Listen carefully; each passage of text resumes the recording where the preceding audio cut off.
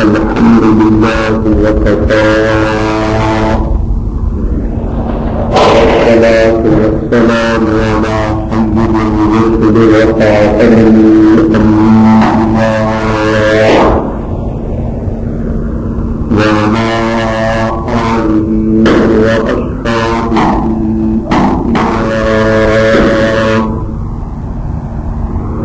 أما بعد فأعوذ بالله من الشيطان الرجيم بسم الله الرحمن الرحيم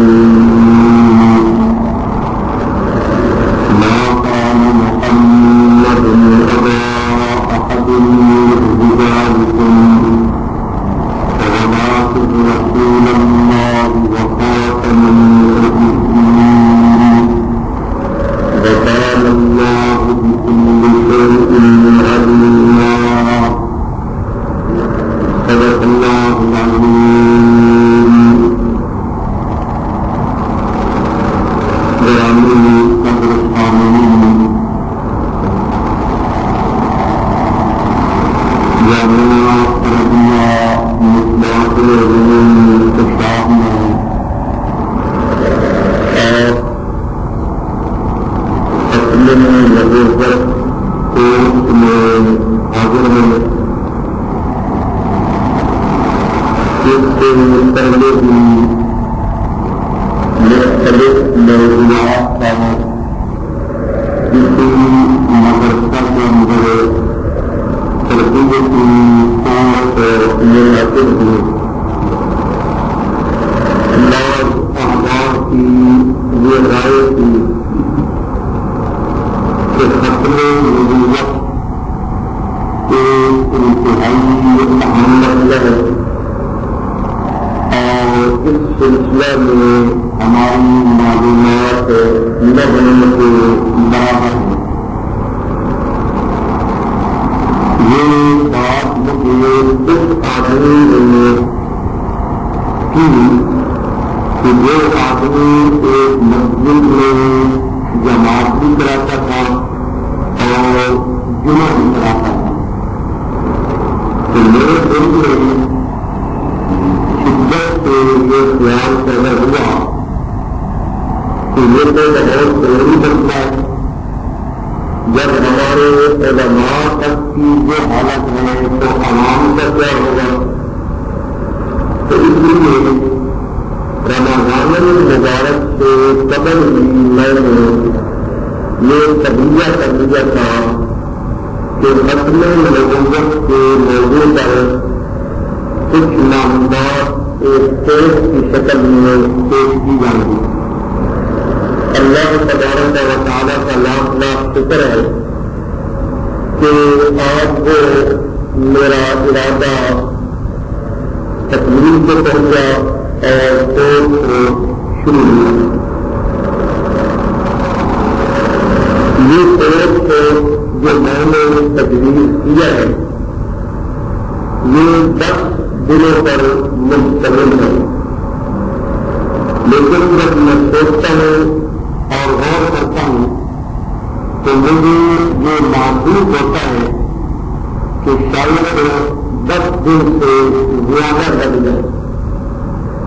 تو اگر 10 دن سے زیادہ 2 دن 3 دن لگ جائے تو میرے خیال میں اس میں کوئی ایسی بات نہیں ہے. ٹھیک ہے، بات سمجھانا مقصود ہے، ہوائی تقریر کرنا مقصود نہیں ہے. تو جس طرح میں نے اس کورس کو تقسیم کیا ہے، اس کا ایک نصاب بنایا ہے، وہ نصاب آپ سنیں. پہلا دن ختم نبوت کا مفہوم، اس کی اہمیت اور چند جھوٹے مدعیان نبوت کا حال، یہ پہلا دن. دوسرا دن ختم نبوت کا قبول قرآنی آیات سے. تیسرا دن ختم نبوت کا قبول نظر سے کوثر ہمارے بنی صغیر کے ایک بہت بڑے متنبی مرزا غلام احمد قادیانی کا تعارف اور اس کے دعاوی وغیرہ،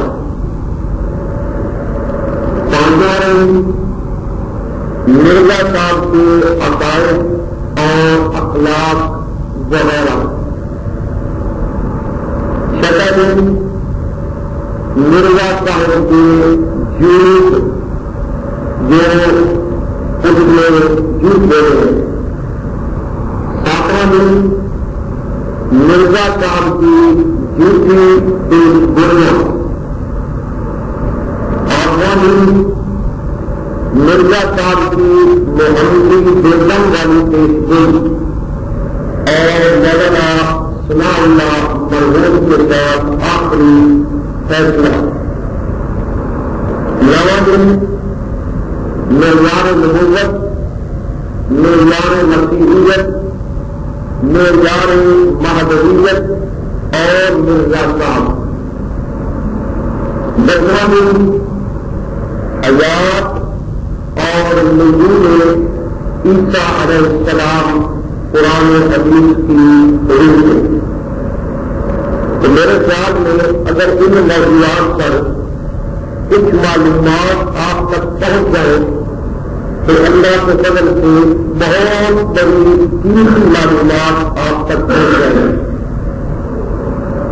پہلی بات یہ یاد رکھیں کہ یہ کورس ایک خشک کا مضمون ہے، مضمون کو اتنا دلچسپ نہیں ہے، دقیق کا مضمون ہے، دماغ کو بڑا زور دینا پڑتا ہے بات سمجھنے کے لیے، خشک کا مضمون ہے، لیکن میں اسے تھوڑا بہت دلچسپ بنانے کے لیے کوشش کروں گا۔ بہرحال آپ توجہ فرمائیں گے تو اللہ کے فضل سے بات آپ کو سمجھ آ جائے گی۔ اس کورس کا مقصد کیا ہے؟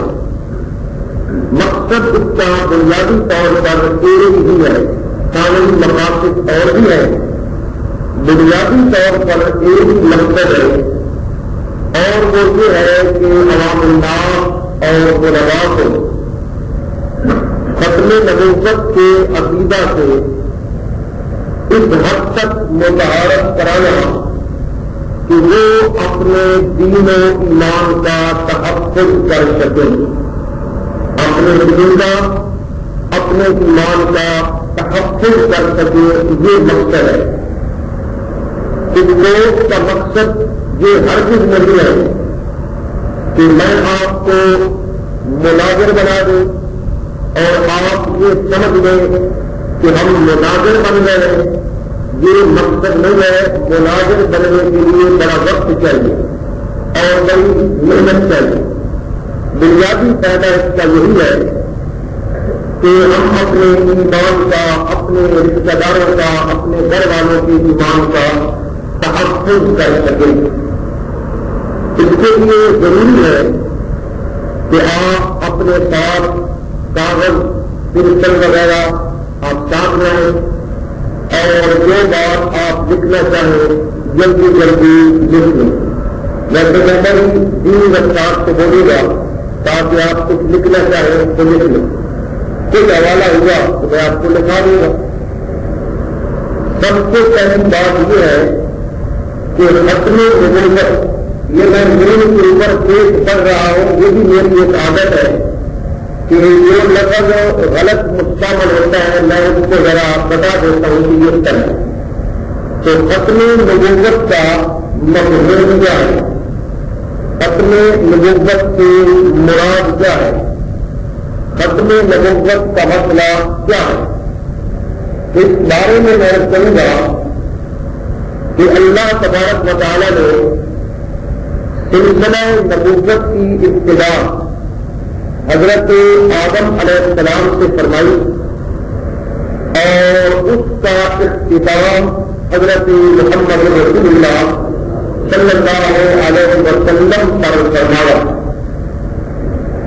پیغمبر علیہ السلام آخری نبی ہے اور آپ کے بعد کسی کو بھی منصب نبوت عطا نہیں کیا جائے گا.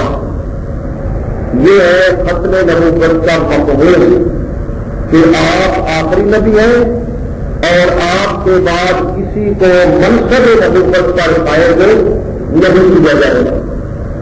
یہ میں نے جان بوجھ کر نہیں کہا کہ آپ کے بعد نبی کوئی نہیں آئے گا، بلکہ میں یہ کہہ رہا ہوں کہ منصب نبوت پر کسی کو فائز نہیں کیا جائے گا.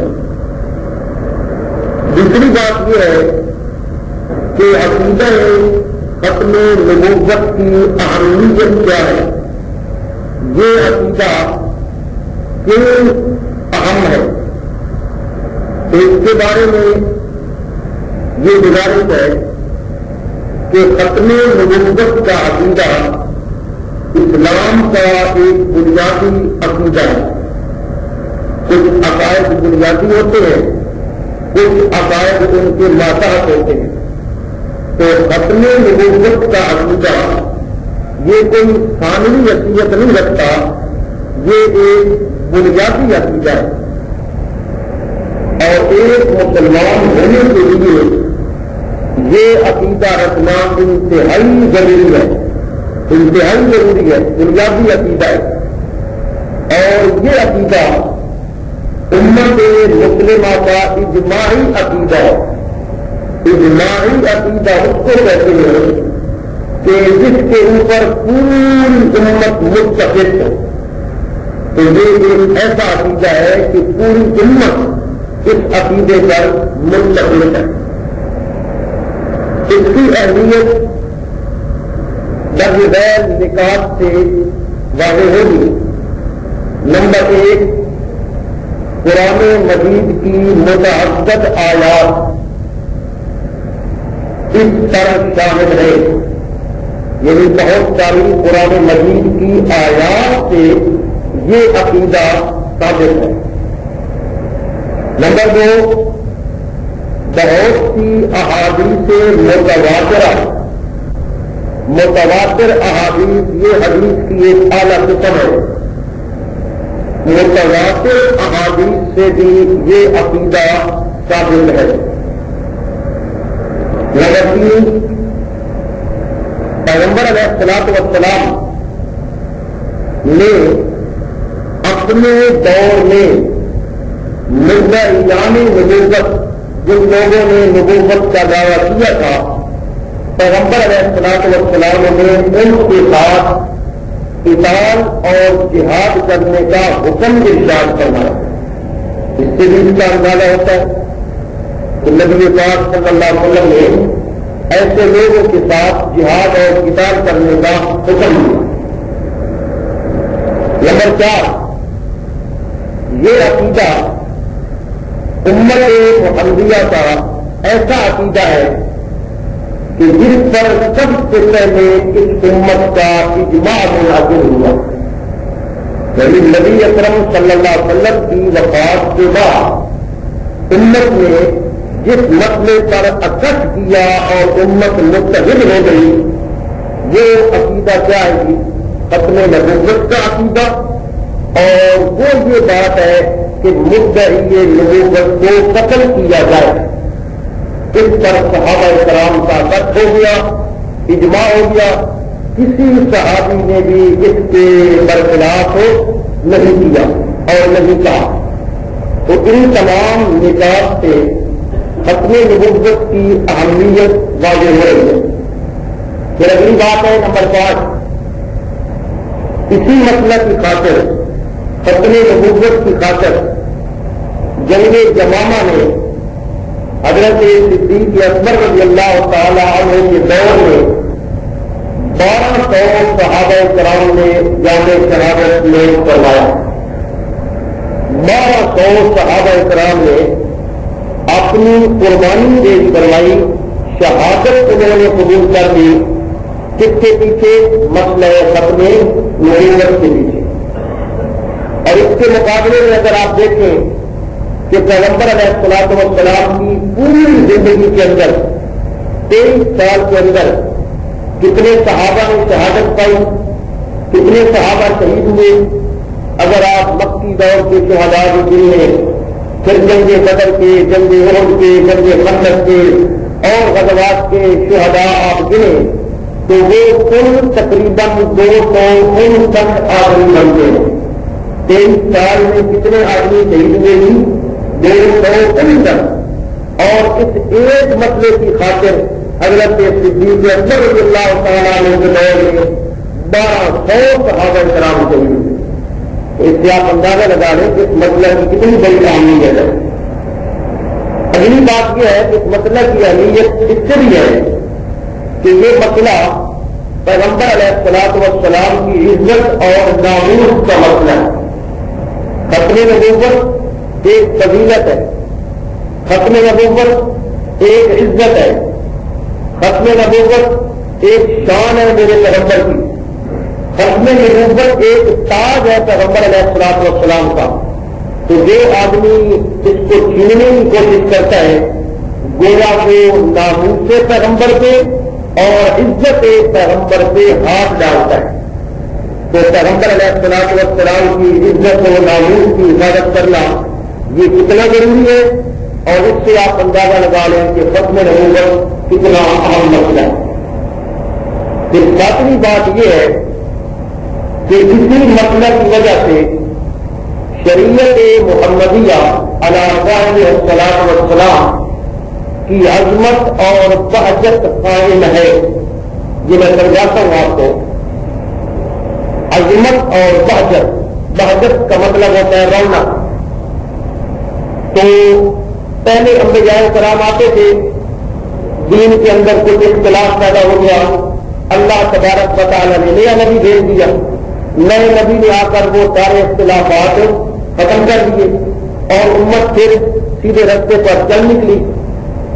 کیونکہ نبی اکرم صلی اللہ علیہ وسلم کے بعد کوئی نبی نہیں آنا تھا، اس لیے صحابہ کرام نے دین کے اندر اجتہاد کیا، اسی لیے فقہاء پیدا ہوئے، اسی لیے امام ابو حنیفہ، امام مالک، امام احمد بن حنبل اور امام شافعی رحمہ اللہ یہ حضرات آئے اور انہوں نے اجتہاد کیا اور انہوں نے دین کو باقاعدہ ایک قانونی شکل میں جمع کر دیا۔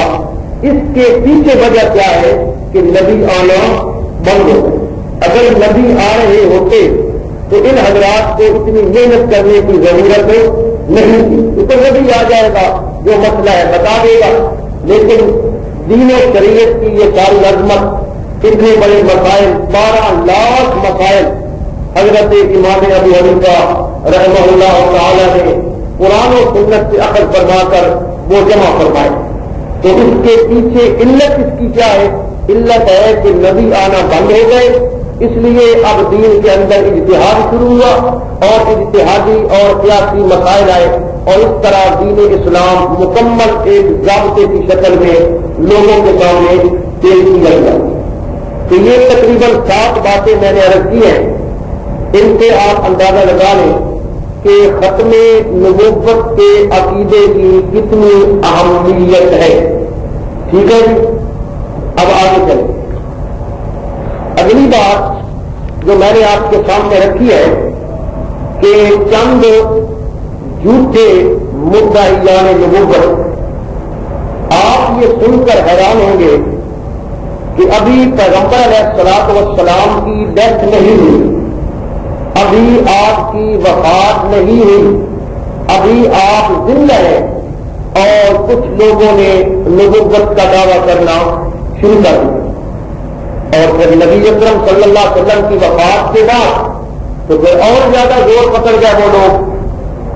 تو ان لوگوں میں سے جنہوں نے اس دور میں حضرت صدیق اکبر رضی اللہ تعالیٰ عنہ کے دور میں، نبی پاک کی زندگی کے آخری دور میں جن لوگوں نے نبوت کا دعویٰ کیا، میں آپ کو تھوڑا سا ان کا حال بتاؤں گا، اور یہ بات ضروری ہے آپ تک پہنچ جائے۔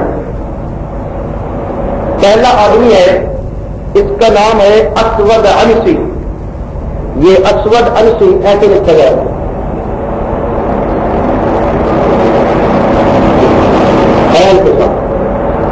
اسود انسی، یہ پہلا آدمی ہے۔ اس کا اصل نام عیہلہ ابن کعب ابن عوف انسی ہے. انس اس کا قبیلہ ہے. یہ اصل اس کا نام تھا عیہلہ. یہ اس کا اصل نام تھا عیہلہ ابن کعب ابن عوف انسی ہے. انس اس کے انس عین کے ساتھ ہے, اس کے قبیلے کا نام ہے. یہ آدمی یمن کے علاقہ میں پیدا ہوا. یہی اس میں نشو و نما پائی. اور قدرتی بات ہے یہ آدمی شوبدہ گری, لوگوں کو شوبدے دکھانا, کہانت, لوگوں کو غیب کی خبریں دینا, اس فن میں یہ بڑی مہارت رکھتا تھا. اس زمانے میں بعض لوگ ایسے ہوتے تھے کہ وہ کہانت میں ماہر ہوتے تھے.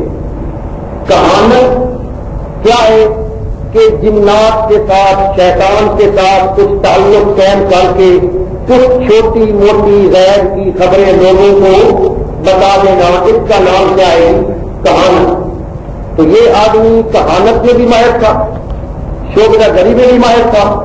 اس کے علاوہ یہ آدمی انتہائی شیریں کلام تھا, یعنی بات کرنے کا اس کو سلیقہ آتا تھا, شیریں کلام تھا. متحمل مزاج اور بردبار تھا, جلدی غصے میں نہیں آتا تھا, متحمل مزاج تھا. اور اس کا لقب ذوالخمار تھا. کیا لقب تھا جی؟ ذوالخمار. خمار کہتے ہیں چادر کو, پنجابی میں کہتے ہیں بکل کو, یعنی بکل مارنے والا, چادر اوڑھنے والا. تو یہ اپنی بزرگی کو قائم رکھنے کے لیے ہر وقت اپنے چہرے پر چادر اوڑھے رکھتا تھا, اس لیے اس کا لقب پڑ گیا ذوالخمار. پیغمبر علیہ الصلوۃ والسلام کی وفات سے تھوڑا عرصہ پہلے اس شخص نے نبوت کا دعویٰ کر دیا. ابھی نبی پاک زندہ ہے, اس نے نبوت کا دعویٰ کر دیا. اور قدرتی بات ہے کہ نجران کے علاقے کے لوگ اس کی کہانت اور اس کی شوبدہ بازیوں سے متاثر ہو کر وہ اس کو نبی ماننے لگ گئے. لوگ تو مل جاتے ہیں ماننے والے ہر جگہ پہ, چاہے کوئی خدائی کا دعویٰ کرے لوگ پھر بھی مل جائیں. انہوں نے اطاعت اختیار کر لی. اس کے بعد اس شخص نے چڑھائی کر کے پورے یمن پر قبضہ کر لیا, اپنی فوج وغیرہ بنا کر یمن کے پورے علاقہ پر قبضہ کر لیا. اور پھر قدرتی بات یہ بھی ہے کہ اس کی حکومت بڑی سرعت کے ساتھ پھیلی, یعنی فٹافٹ یہ علاقے فتح کرتا گیا اور فٹافٹ اس کی حکومت قائم ہوتی گئی. اور چند ہی دنوں کے بعد صحرائے حضرموت سے لے کر طائف تک اس آدمی کی حکومت قائم ہو گئی. بہت بڑے علاقے پہ اس کی حکومت قائم ہو گئی. جب یہ حالات ہوئے تو پیغمبر علیہ الصلوۃ والسلام کے دو صحابی ہیں, حضرت عامر ابن حزم, ایک صحابی کا نام ہے عامر. یہ جب ایسے لکھا جائے گا نا, اس کو عمرو نہیں پڑھا جائے گا, اس کے اوپر چاہے زبر ہو نہ ہو اس کو کیا پڑھا جائے گا, عامر. بس یہ واہ بتاتی ہے کہ عین پر زبر ہے, بس واہ کا یہی کام ہے. تو حضرت عامر ابن حزم اور حضرت خالد ابن سعید رضی اللہ تعالی عنہما, ان دونوں نے مدینہ منورہ آ کر پیغمبر علیہ الصلوۃ والسلام کو اطلاع دی کہ جی یمن کے علاقہ میں تو بڑا آدمی نے نبوت کا دعویٰ کر دیا ہے. پیغمبر علیہ الصلوۃ والسلام نے اس علاقہ کے بعض سرداروں کے نام خط لکھے اور انہیں آپ نے اس کے ساتھ جہاد کرنے کا حکم دیا اور اس کو قتل کرنے کا حکم آپ نے صادر فرمایا. تو یہاں سے آپ اندازہ لگا لیں کہ یہ مسئلہ کتنا اہم ہے کہ پیغمبر علیہ الصلوۃ والسلام قتل کرنے کا حکم دے رہے. حضرت فیروز دہلوی رضی اللہ تعالی عنہ پیغمبر علیہ الصلوۃ والسلام کے ایک صحابی تھے.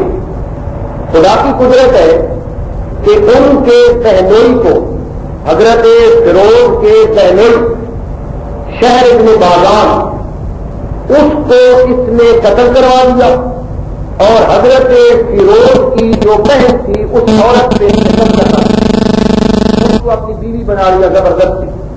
اس عورت کا نام تھا آزاد. آزاد اس عورت کا نام تھا. تو یہ مطلب ہی ہو گیا. حضرت فیروز دہلوی کو بڑا غصہ تھا کہ اس نے میری بہن کو اپنے گھر میں رکھا ہوا ہے.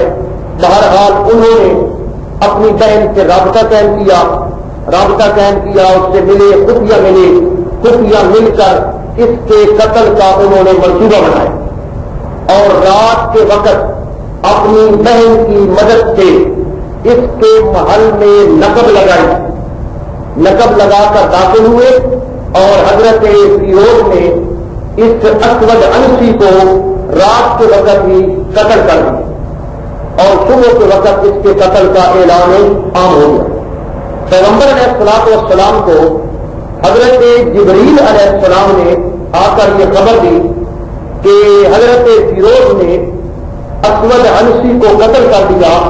تو پیغمبر علیہ الصلوۃ والسلام نے صبح اٹھ کر صحابہ کرام کو خوشخبری دی, اور اپنے الفاظ میں فرمایا فاز فیروز کہ فیروز جو ہے وہ کامیاب ہو گیا, اور اس نے اسود انسی کو قتل کر دیا.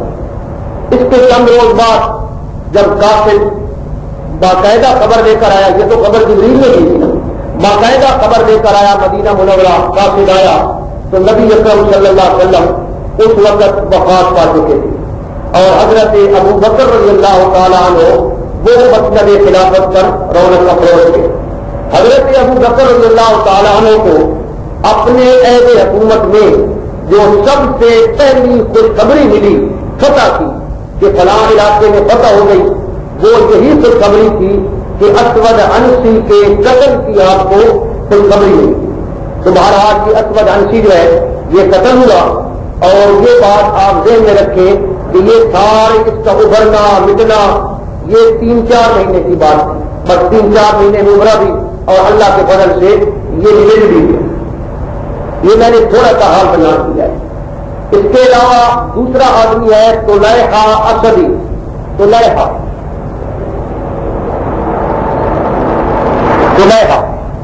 یہ طلیحہ اسدی جو ہے اس کا نام طلیحہ ابن خویلد اسدی ہے.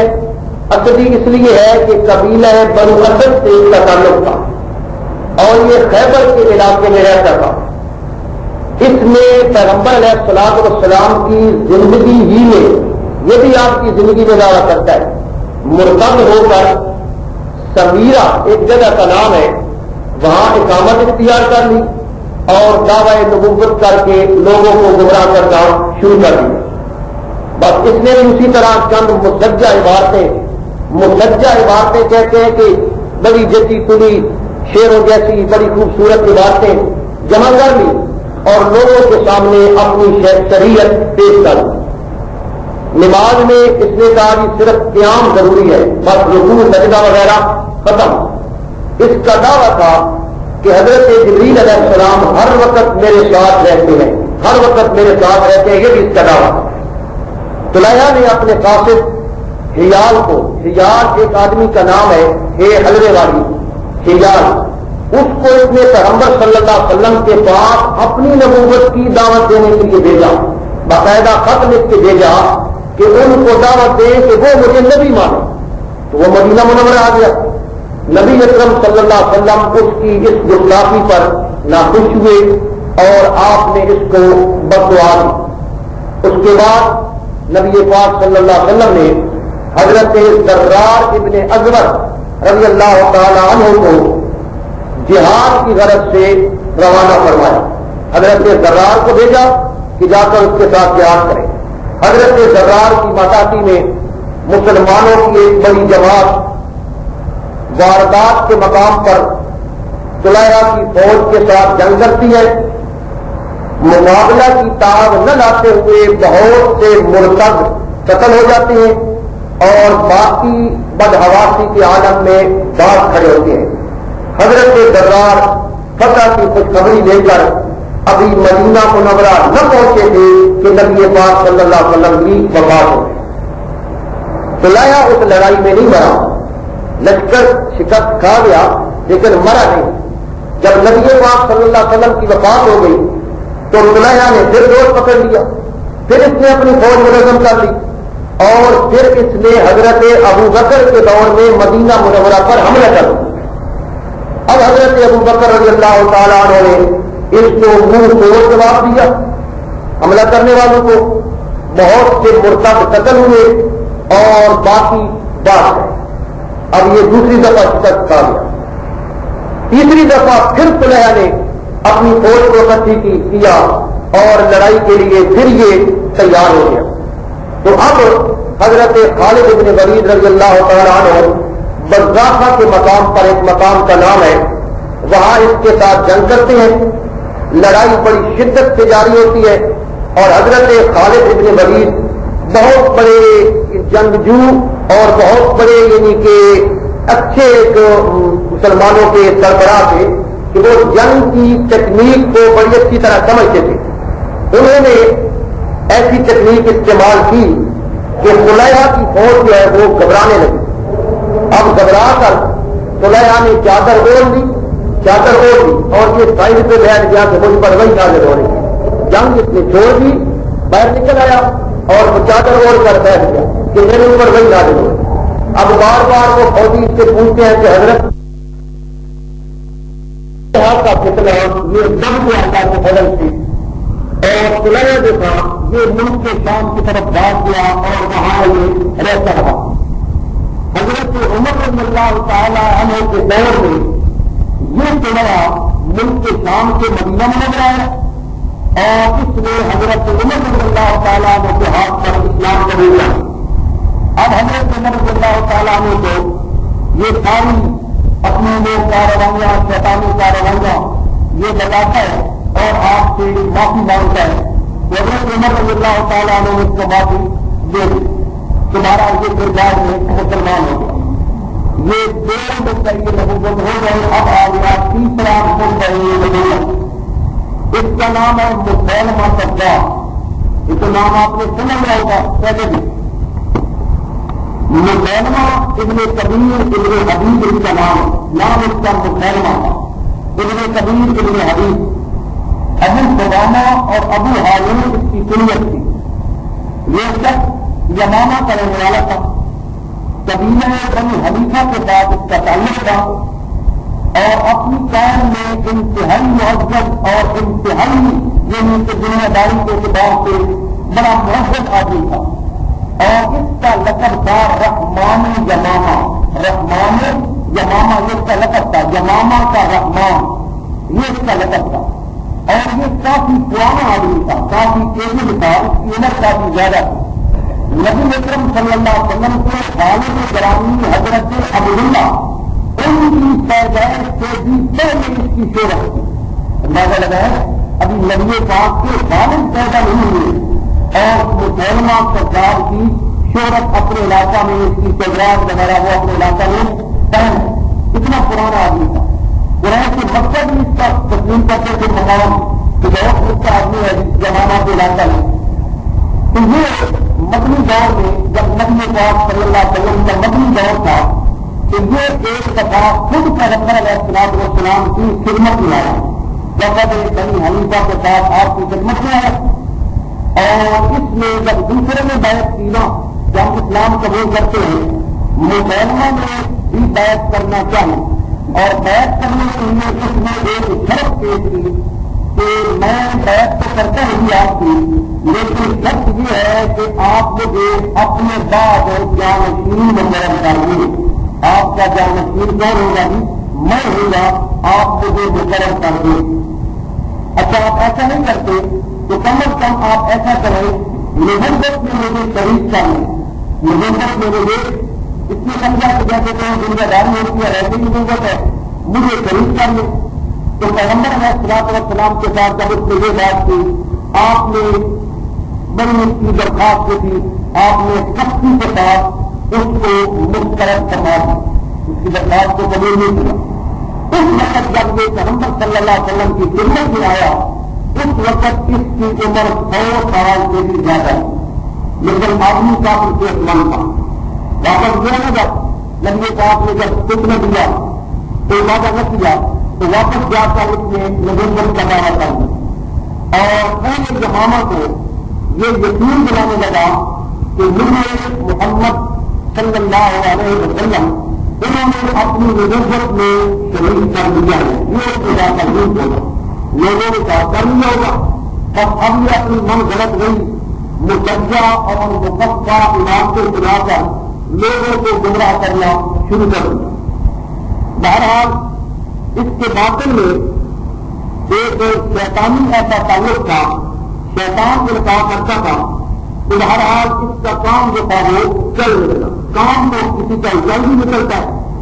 بعض لوگ صرف قومی وصیت کی وجہ سے یہ ہماری برادری کا بندہ ہے، ہم نے صرف کیا کہ نبی کو کوئی ماننا ہے، ہم کسی کو نبی مانیں، اس طرح سے نبی ماننے لگے، پھر خود میں آ گئے، پھر اس کی تعریف کو توفیق کرنے لگے، اور اس پر غنی جو آتی تھی وہ لوگوں کو چلانے لگے۔ پیغمبر صلی اللہ علیہ وسلم نے جب یہ حالات سنے تو آپ نے ایک خطبہ ارشاد فرمایا اور آپ نے حمد و ثناء الہی بیان فرمائی، اور اس کے بعد آپ نے فرمایا کہ مسلمہ ان 30 مشہور کذابوں میں سے ایک کذاب ہے جو دجال آور سے پہلے ظاہر ہوں گے۔ دجال آور سے مراد ہے کانا دجال، کانے دجال سے پہلے 30 آدمی ایسے ظاہر ہوں گے جو جھوٹی نبوت کا دعویٰ کریں گے، بڑے بڑے کذاب۔ تو نبی پاک نے فرمایا یہ کوئی میں سے ایک ہے۔ بہرحال جب آپ کی زبان سے یہ بات نکل گئی کہ یہ کذاب ہے تو اس دن سے اس کا نام کیا پڑ گیا؟ مسلمہ کذاب۔ بہرحال اس نے پھر نبی پاک صلی اللہ علیہ وسلم کی خدمت میں خط لکھا بتایا، اور خط کیا لکھتا ہے؟ من مسلمہ رسول اللہ الى محمد رسول اللہ، کہ یہ خط ہے مسلمہ اللہ کے رسول کی طرف سے محمد رسول اللہ کی طرف، آپ بھی رسول اللہ، نبی پاک کو بھی رسول اللہ۔ اما بعد فإنی قد اشرکت معک فی الامر، کہ میں آپ کے ساتھ اس امر نبوت میں شریک ہو گیا ہوں، میں بھی آپ کا ساتھی حصہ دار ہوں۔ وإن لنا نصف الارض ومن قریش نصفها، بس جتنی زمین آپ کے پاس ہے نصف میری ہے اور نصف آپ کی ہے۔ تو یہ اس میں خط لکھا، نبی پاک صلی اللہ علیہ وسلم نے قرار دیا بسم اللہ الرحمن الرحیم من محمد رسول اللہ الى مسلمہ الکذاب۔ نبی پاک نے کیا تھا؟ مسلمہ کذاب کی طرف خط ہے۔ آپ نے اگلے نمبر لکھا سلام علی من اتبع الہدی، کہ سلام ہے اس پر جس نے ہدایت کی پیروی کی، اور آگے آپ نے فرمایا فإن الأرض للہ، زمین نہ تیری ہے نہ وہ زمین میری ہے، یہ زمین اللہ کی ہے۔ یورثها من یشاء من عبادہ، اللہ اپنے بندوں میں سے جسے چاہتا ہے اس کو وارث بناتا ہے۔ والعاقبۃ للمتقین، اور انجام کار متقی جو ہے وہ کامیاب ہوگا۔ بہرحال نبی پاک کے پاس اس نے یہ بشارت دی تھی، بہت سے اس کے عقائد کے دیکھ اسلام کے ساتھ ملتے جلتے، یہ عظیم بات ہے، اس کے عقائد اسلام کے ساتھ ملتے جلتے تھے، لیکن اس نے ان کی تشریح اور تعبیر اور ترمیم ایسی اختیار کی کہ وہ اسلامی احکام جو تھے وہ بگڑ گئے۔ روزہ کی بجائے اس نے شبہ جاری کیا، روزہ تو ہوتا ہے نا روز دن میں رکھا جائے، اس نے کہا دن میں کیا روزہ رکھنا ہے، شبہ جاری کرو، رات کو روزہ رکھو۔ 3 نمازوں کی بجائے 5 نمازوں کی بجائے اس نے 3 نمازیں مقرر کر دی، ظہر عصر مغرب، فجر اور عشاء کی نماز اس نے معاف کر دی کہ میں نبی بنا ہوں، میں نے معاف کر دیا۔ قرآن کے مقابلے میں اس نے اپنی کتاب فاروق اول، اس نے اپنی کتاب کا نام رکھا فاروق اول، وہ اس نے جاری کر دی، اور اسی کتاب کی ایسے نماز کے اندر وہ لوگ کرتے ہیں۔ اس کی وجہ میں نے اس کیا ہے، شاید آپ کو سمجھ آئے میں چاہتا ہے الفیلو ملفیلو وما ادراکا ملفیلو لہو ذنب وبیلو وقرطن طویلو، یعنی ہاتھی ہے، کیا تو جانتا ہے ہاتھی کیا ہے، ہاتھی کی بنا دل چھوٹی ہوتی ہے، اس کی سینت لمبی ہوتی ہے، ان ذالک من خلق ربنا الجلیل، یہ بھی میرے رب کی خلقت ہے۔ اس قسم کی یہ نہیں بناتا، یعنی کوئی مطلب کی بات نہیں ہے۔ ایک علم کی یہ ہے یا زبدہ، زبدہ کہتے ہیں محنت کو، یا زبدہ دل سے زبدہ، اے محنت بیٹی محنت کی، نقی ماں سے نقی میں تم صاف رکھ، جسے تم صاف رکھتی ہے، اعلیٰ کے فلماء و اسفل کے فلسطین، تیرا اوپر والا حصہ جو ہے وہ تیرے نازے والا مطلب پانی میں ہے، اور تیرا نچلے والا حصہ جو ہے وہ کیچڑ میں ہوتا ہے۔ نقی شارب تمنعین والماء تقدرین، نہ تو تو ایسی بیچاری ہے کہ نہ تو تو پانی پینے والے کو بدل کرتی ہے اور نہ ہی تو پانی کو گندا کرتی ہے. اس قسم کے جملے جو نا قرآن کے مقابلے میں لگا کر جاری کیے.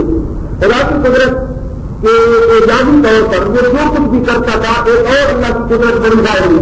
لوگ اس کے پاس جاتے تھے کہ یہ ہمارا بچہ ہے برکت کی دعا کر دیں، تو یہ جس کے لیے برکت کی دعا کرتا اللہ کے بدل سے اثر گندا ہو. کسی باپ کے لیے دعا کرتا کہ یہ تعداد ہو جائے، باپ خوش ہو جاتا. کسی کنویں میں نبی پاک کی طرف راہ پہ دھن ڈالتا کہ یہ کنواں جاری ہو جائے، کنواں آگے کے خلاف نیچے ہو جاتا. کسی کی آنکھ سے ہاتھ رکھتا کہ یہ آنکھ ٹھیک ہو جائے تو وہ آدمی بصارت سے محروم ہو جاتا. تو بہرحال اس قسم سے نا اللہ تعالیٰ نے بھی اس کے ساتھ یہ معاملہ کیا. ایک ہی جو کیا کیا تھا، انڈے کو انڈا لے کر یہ مرغی کا انڈا یہ لے کر ایک تنگ منہ والی بوتل کے اندر ڈالا ہوا. مطلب یہ بوتل ہے، اس کے اندر اب کبوتا کافر انڈا نہیں آ سکتا نا، اس میں ڈالا ہوا تھا اور وہ نیچے یہ انڈا پڑا ہے اور یہ اپنا موقع دکھاتا تھا دیکھو جناب تنگ منہ والی بوتل ہے کوئی ٹوٹی ہوئی ہے، اس کے اندر میں انڈا ڈالا ہوں. یہ بھی اس کا ایک کرتب تھا اور موقع تھا. اور انڈے کو اگر سرکے میں رکھا جائے تو انڈا اتنا نرم ہو جاتا ہے اس کا سرکہ کہ آدمی بآسانی اس کو بوتل میں ڈال سکتا ہے. بعض بھی اس میں چھوٹا دکھایا جاتا. حضرت سیدنا ابوبکر صدیق رضی اللہ تعالیٰ عنہ آپ نے اپنے دور میں مرتدین کی ترتیبی کے لیے لشکر روانہ فرمایا اور اس کے ساتھ حضرت اکرمہ ابن ابی جہل یہ بھی گئے یا ماما میں مسلمہ کے ساتھ لڑنے کے لیے ابو جہل کو دیتے. سخت لڑائی ہوئی مگر حضرت اکرمہ کو شکست ہوئی. بعد ازاں حضرت ابو بکر نے شرحبیل ابن حسنہ کو ایک اور آدمی کو لشکر دے کر روانہ کیا. انہوں نے بھی لڑائی کی اور ان کو بھی شکست ہوئی. دونوں کو شکست ہوئی، ایک فوج کو شکست ہوئی وہ دوسری کو. پھر اس کے بعد حضرت خالد بن ولید رضی اللہ تعالیٰ عنہ انہوں نے مسلمہ کے ساتھ لڑائی کا حکم جاری کیا اور ان کی حکومت کے لیے مدینہ منورہ سے دفتر بھی روانہ ہوا. بڑے بڑے اجلہ صحابہ کرام اصحاب بدر اس دستے میں شامل ہوئے. حضرت ابو بکر نے بڑے چھوٹی کی آدمی بھیجی اور جب مسلمہ کو معلوم ہوا نا کہ حضرت خالد بن ولید اس کے مقابلے کے لیے آ رہے ہیں تو اس نے اپنی فوج کو حرکت کی اور یمامہ کے اقربا کے مقام پر جنگ کے لیے کھڑا ہوا. اس میں بھی آگے آ گیا، سامنے آ گیا. سامنے آنے کے بعد حضرت خالد بن ولید بھی وہاں پہنچ گئے اور اس جنگ میں اسلامی لشکر کی تعداد 13,000 تھی. کتنی تھی؟ 13,000. اور مسلمہ کے ہمراہ جو آدمی تھے وہ 40,000. حضرت خالد بن ولید نے اس کے ساتھ جنگ کی. پہلے اس کے دین کی دعوت دی اور جب اس کی مداوت نہ قبول کی تو اب اس نے اس کے ساتھ جنگ کی اور پھر لڑائی شروع ہو گئی. لشکر اسلام نے بڑی جرت کے ساتھ اس کا مقابلہ کیا مگر مسلمہ کا لشکر پیچھے نہ ہٹا. بڑی سخت لڑائی ہوئی جس کی مثال نہیں ہوئی. نتیجہ حضرت خالد بن ولید نے پیچھے ہٹنا شروع کر دیا. یہ جنگ کی چالت ہے پیچھے ہوئے اور دشمن ان کے خیموں تک آ گیا. اس کے بعد حضرت ثابت، حضرت زید، حضرت ابو حذیفہ رضی اللہ عنہ نے رجسٹانی کی اور گوشت دلایا صحابہ کرام کو اور پھر نئے سرے سے جنگ ہوئی. حضرت خالد نے اچانک اللہ بول دیا اور لشکر اسلام جو ہے وہ اس پر ٹوٹ پڑا. نتیجہ اب مسلمہ کا جو لشکر ہے وہ پیچھے ہٹنے کے مجبور ہو گیا. پیچھے ہٹتے یہ جو لشکر تھا یہ ایک قلعے کے اندر جا کر پناہ گزین ہو گیا. قلعے کے اندر پہنچ گیا. بڑے بڑے اجلہ صحابہ کرام لڑتے شہید ہو گئے لیکن مسلمہ ابھی تک قتل نہیں ہوئے. قلعے کے اندر داخل ہو گئے تو حضرت براء بن مالک رضی اللہ تعالیٰ عنہ بڑے ضرورت ہے کی حضرت براء کی کہ جب مسلمان باہر کھڑے ہیں مسلموں کا لشکر قلعے کے اندر ہے یہ اندر جا نہیں سکتے تو حضرت براء بن مالک رضی اللہ تعالیٰ عنہ وہ فرمانے لگے کہ یار مجھے اندر پھینکو دیوار سے. انہوں نے آپ کو کیسے پھینکے اکیلے آدمی ہیں مر جائیں گے. انہوں نے کہا مجھے پھینکو میں اندر سے دروازہ کھولوں گا تم پھر اندر آنا. تو صحابہ کرام نے بڑے بڑے وہ جو ہوتے ہیں یہ دن ہو کیا کہتے ہیں یہ جو پھینکتے ہیں بڑے بڑے ریتوں کے ایک وہ باندھی اپنی پلیٹ کی باندھی اپنی دار باندھی اور ریتوں کے اوپر حضرت براء کو دکھا کر میرے ہوتے ہیں بڑے لمبے تو مسلمانوں نے زور سے کر کے نا حضرت براء کو اندر پھینک جب اندر گئے تو یہ اندازہ لگائے کتنی ضرورت ہے ان کی. اندر گئے تو لڑتے لڑتے لڑتے انہوں نے بہرحال دروازہ کھول. جب دروازہ کھلا مسلمان اندر داخل ہو گئے. اب جناب مسلمانوں نے ان کو کاٹنا شروع کر دیا تو باپ کے اندر اتنی خون ہو گئی. ہزاروں مستقبین جو تھے وہ بھیڑوں اور بکریوں کی طرح جمع کر دیے گئے. اور آج تک اس باپ کا نام ہے حقیقت الموت. اس کا نام کیا ہے؟ حقیقت الموت. یہ اریاض کے قریب ہے. حضرت باقی رضی اللہ تعالیٰ نے جنہوں نے حضرت حمزہ کو شہید کیا تھا یہ اس کی ساتھ میں تھے. انہوں نے اس کو ایسا نیزہ مارا نا کہ یہ مسلمہ وہی ٹھنڈا ہو گیا اور اس کا سر قلم کر کے انہوں نے نیزے پر چڑھا دیا. اب جب اس کا سر اوپر ہوا اس کے قبیلے والے سارے ماننے والے امت اس کی ساری وہ بھاگ گئی اور اللہ کے فضل سے مسلمانوں کو اللہ نے فتح عطا فرمائی اور یہ فتنہ ختم ہو گیا. اور یہی وہ جنگ ہے کہ جس جنگ کے اندر 1200 صحابہ کرام نے شہادت پائی. 1200 صحابہ کرام بڑے بڑے حافظ اور بڑے بڑے قاری انہوں نے شہادت پائی اور الحمدللہ یہ فتنہ کیا ہو گئی ختم ہو گئی. اگلا ایک مدعی نبوت ہے سجا بنت حارث. یہ عورت ہے سجا سجا بنت حارث. اچھا جی یہ سجا بنت حارث ابن سوید ابن عثمان ہے. حوازن قبیلہ بنی تمیم سے تعلق رکھتی تھی. عراق کے علاقہ الجزیرہ کی رہنے والی تھی. یہ مذہباً عیسائی تھی. یہ ہے خوبصورت عورت تھی. فتیہ اور بلیہ تھی. بلند حوصلہ عورت تھی. اپنے زمانے کی مشہور کہنا تھی یعنی غیردان تھی. اور دلچسپ کی بات یہ ہے کہ جوان عورت اور بڑی عشقیہ انداز میں اس کا انداز تھا جن روبائی کا اس کا زمانہ تھا. اس میں جب عورت نے مسلمہ کا عروج دیکھا نا کہ مسلمہ نے نبوت کا دعویٰ کیا بڑی اس کی شان بن گئی ہے تو اس نے کہا میں بھی نبی بنتی ہوں یہ نبوت کا دعویٰ تھا. نبوت کا دعویٰ ہو گیا. پیغمبر صلی اللہ علیہ وسلم غور ہوئے اس نے نبوت کا دعویٰ تھا. اب لوگوں نے اس کو کہا کہ نبی پاک نے تو فرمایا ہے کہ لا نبی آبادی میرے بعد نبی کو ہی ہوگا. اس لیے نبی پاک نے وہ مردوں کے لیے فرمایا ہے. میں نے عورت ہوں. نبی پاک نے یہ تو نہیں فرمایا کہ میرے بعد نبی نہیں ہوگی میں تو لندن نہیں. تو یہ مذاق بنایا اس نے. 12 لوگ بڑا کر اس کی نبوت کا تبدیل کرنا ہو گئے شروع کر. اس کی اطلاع سے حدیث میں لکھ کر تمام قبائل عرب کو بھیجی گئی اور سارے اکثر قبائل جو تھے یہ اس کے جال میں پھنس گئے.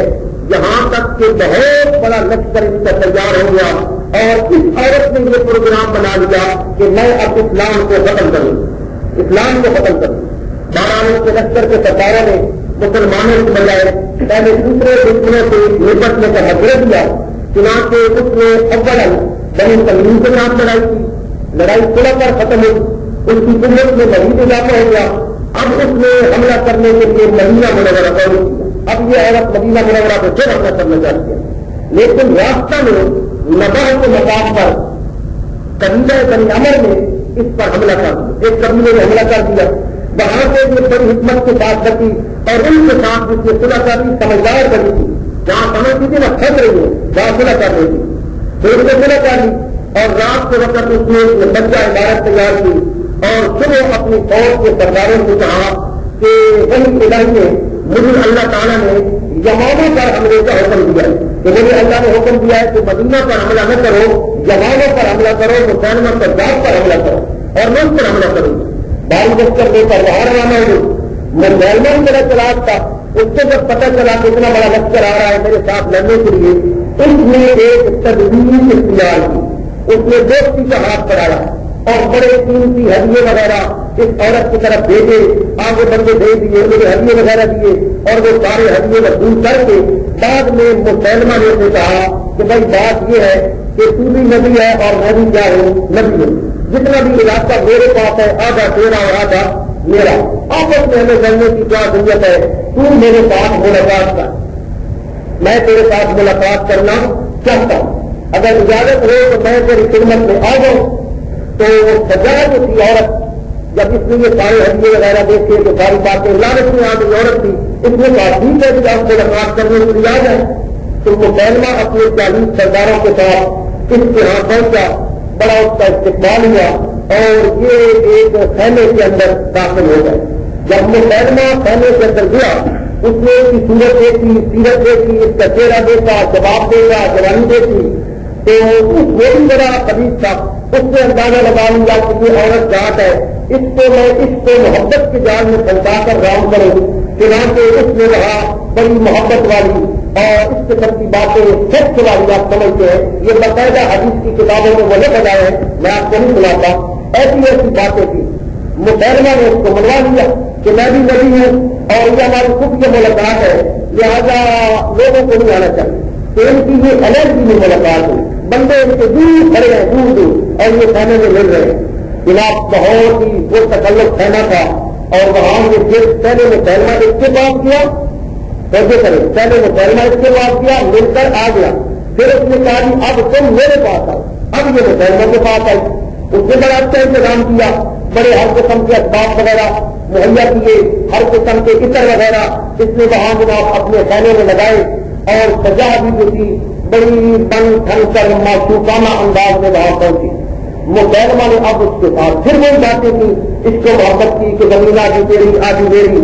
بہرحال اور معاملہ یہاں تک پہنچا کہ انہوں نے اندر ہی اندر نکا کر اور وہ سب کچھ ہو گیا جو ہونا.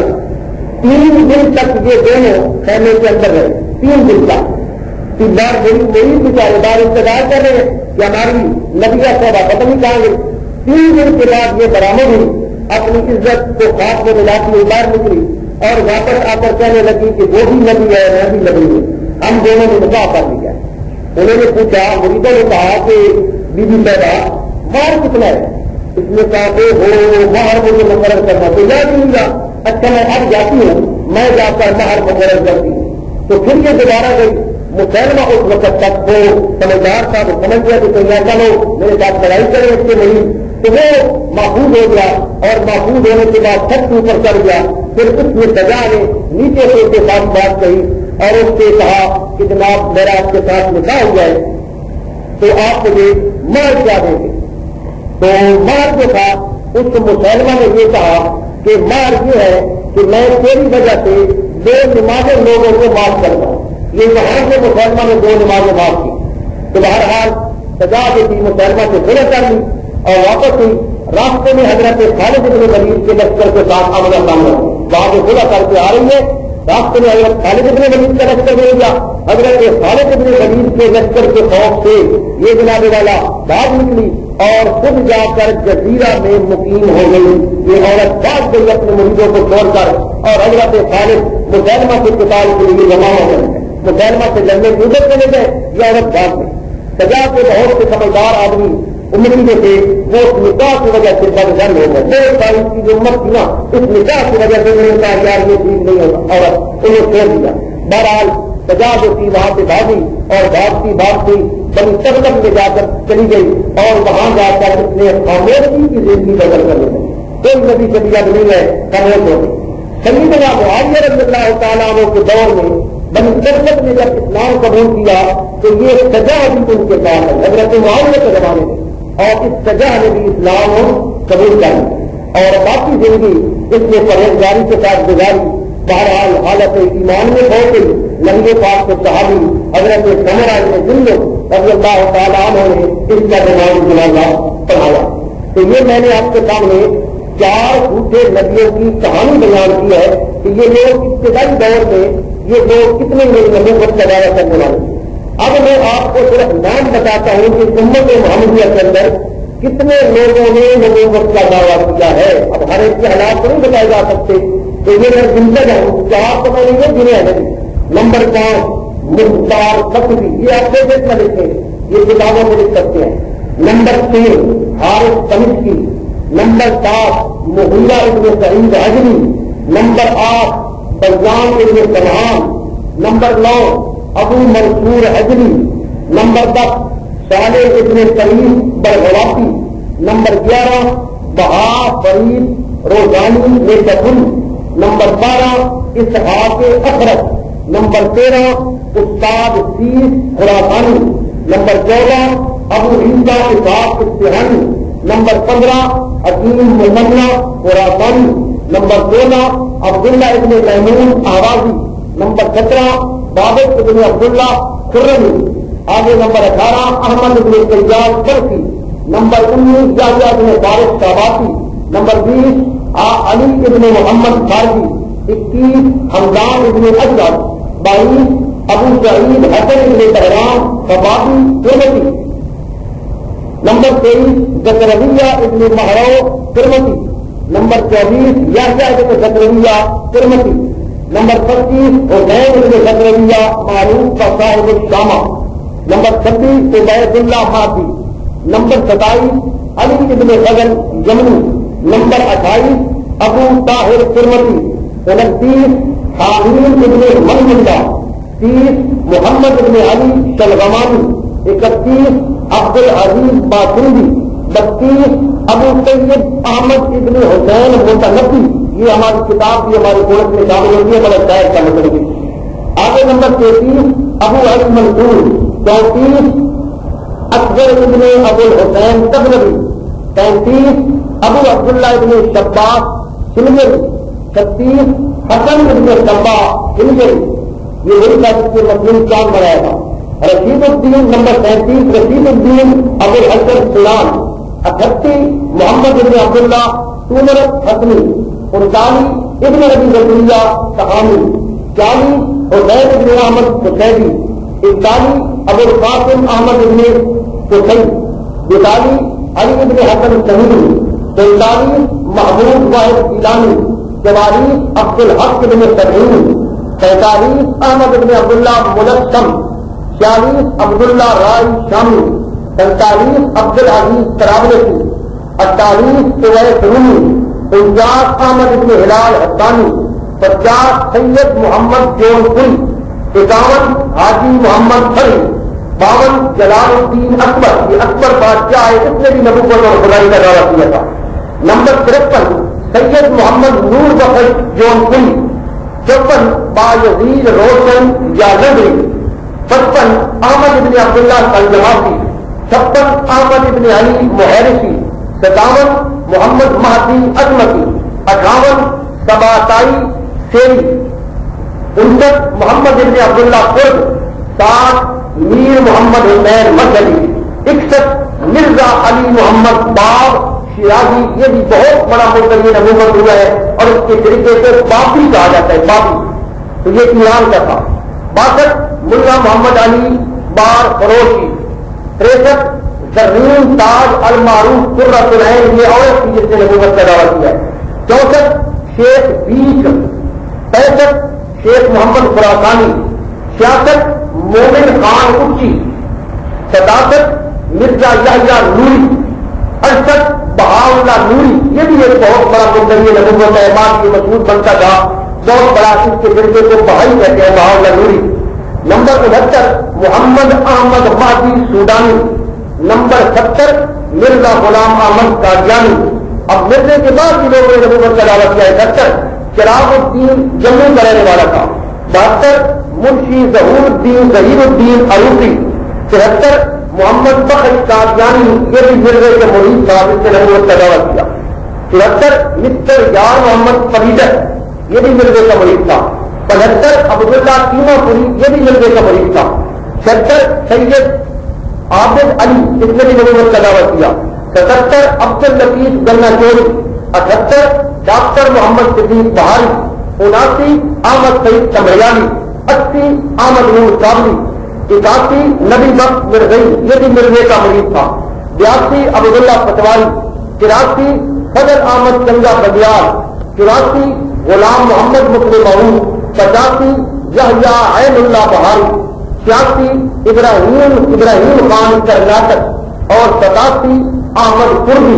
یہ تو میں نے موٹے موٹے نام لیے ہیں، اس کے علاوہ اور بھی اس کے بعد یہ جو آپ نے سنے ہیں کئی متغیر نبوت ہوئے ہیں، اخباروں میں آتے ہیں اور یہ لوگ اس طرح کرتے ہیں اور لوگ بھی گزرے ہیں۔ تو بہرحال ان میں سے جو اہم ہے وہ فرقہ بہائیہ ہے اور ایک اور فرقہ ہے ذکری فرقہ، یہ آخری بات ہے، ذکری فرقہ اس کا میں نے ذکر نہیں کیا۔ یہ لوگ ملا محمد اٹکی کو نور خدا مانتے ہیں، ملا محمد اٹکی ان کو نبی اور رسول بھی مانتے ہیں بلکہ سید المرسلین مانتے ہیں، شریعت محمدیہ کو مردود سمجھتے ہیں ذکری فرقے والے، ان کے نزدیک نماز ادا کرنا کفر ہے۔ یہ لوگ، یہ ہمارے پاکستان میں فرقہ ہے، یہ لوگ حج کی بجائے قربت بلوچستان کا علاقہ ہے، تربت ایک علاقہ ہے، وہاں ایک پہاڑ ہے کوہ مراد، یہ وہاں اس کا حج کرتے ہیں، اور انہوں نے وہاں کوہ مراد پر اپنا خانہ کعبہ بنایا ہوا ہے۔ اس کے علاوہ انہوں نے وہاں صفا مروہ بنائی ہے، انہوں نے وہاں عرفات کا میدان بنایا ہوا ہے، اور وہاں ہی ان کا انہوں نے مقام محمود بنایا ہوا ہے، اور ان لوگوں کے نزدیک قرآن کریم کے 40 اجزاء سے 10 ضائع ہو گئے، 30 جو ہے وہ باقی ہے، اور ان کا کلمہ تھا لا الہ الا اللہ محمد اتقی رسول اللہ نبی اللہ تعالی۔ تو یہ میں نے مختصر باتیں آپ کے سامنے بیان کی ہے تاکہ آپ کو پتہ چل جائے کہ امت کے اندر یہ کتنے بڑے بڑے فتنے ہوئے ہیں۔ اللہ تعالیٰ ہمیں فتنوں سے محفوظ رکھے۔ انشاءاللہ کل آپ وقت پر آئیں گے تو انشاءاللہ مزید باتیں ہوگی جن تک بنانے کی میں کوشش کروں گا۔ اللہ عمل کی توفیق عطا فرمائے۔ وآخر دعوانا ان الحمد للہ رب العالمین۔